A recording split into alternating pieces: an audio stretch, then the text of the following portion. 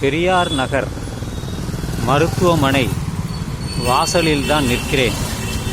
இந்த அருகாமையில் இருக்கக்கூடிய அந்த நூலகம் சென்று புத்தகத்தை கொடுத்துவிட்டு திரும்பி வீடுக்கு போகிறேன். எனக்கு எதிரே அஜந்தா பேக்கர்ஸ் அண்ட் ஸ்வீட்ஸ் இருக்குது. இப்படியே வீட்டுக்கு போக வேண்டியது தான். இதில் ஒரு விஷயத்தை சொல்ல வேண்டும் அப்படிங்கிறதுக்கு தான் இங்கே நிற்கிறேன். மணப்பாடு அப்படிங்கிற ஒரு இடம் இருக்குது. திருச்செந்தூர்லேருந்து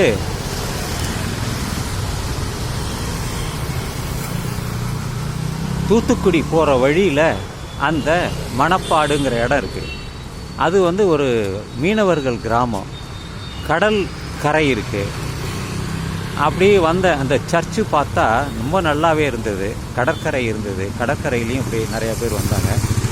அது என்னுடைய நண்பர் அடிக்கடி சொல்லுவார், பால்ராஜ்ங்க ஒரு தற்பொழுது இல்லை, இந்த மணப்பாடு சர்ச்சுக்கு நான் போகணும். இன்னொரு நண்பர் அகிலேஸ்வரன், பாலகிருஷ்ணன், இவங்கெல்லாம் போயிட்டு வந்தாங்க. இதெல்லாம் எனக்கு ஞாபகத்தில் இருக்குது. போய் பார்த்தேன், நல்லாவே இருந்தது, மிக பிரமாதமாக இருந்தது. போய் நிறைய பேர் வராங்க. கிறிஸ்துவர்கள் இருக்கிறதுனால நிறைய பேர் வராங்க. அங்கே மீன் எளிதாக கிடைக்கிது. ஷிப்பிங் அந்த கடற்கரை போல் தான் இருக்குது.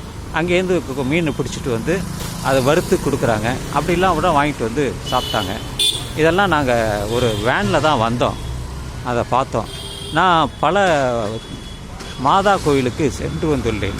இது மட்டுமல்ல, பெரம்பூரில் இருக்கிறது, வேளாங்கண்ணி, அப்படி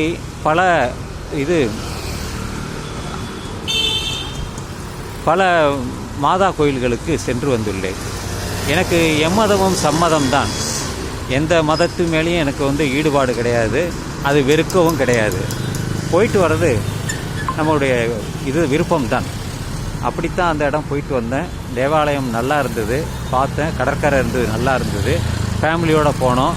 அப்படியே பார்த்துட்டு தூத்துக்குடியில் ரொம்ப ட்ரை ஏரியா, செம ட்ரை ஏரியா, கொஞ்சம் நஞ்சம் ட்ரை ஏரியாவில் ஒன்றுமே ஒரு புல்லு கூட கிடையாது எங்கேயுமே. அப்படியே கடைசியாக திருநெல்வேலி வந்தோம். வந்ததுக்கு தான் இந்த பதிவை நான் பண்ணுறோம். மணப்பாடு அந்த சில வீடியோலாம் இருக்குது. அதெல்லாம் அதோட இணைச்சிட்றேன் நான். நீங்கள் போகலாம், யார் வேணாலும் போகலாம். நமக்கு மதம் ஒரு பெரிய விஷயமே கிடையாது.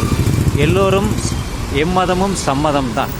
அதனால தான் எனக்கு அதை பற்றி கொஞ்சம் பேச வேண்டும், மணப்பாடு பற்றி அப்படிங்கிறதுக்கு பேசி இந்த பதிவை இத்தோடு நான் நிறைவு செய்கிறேன்.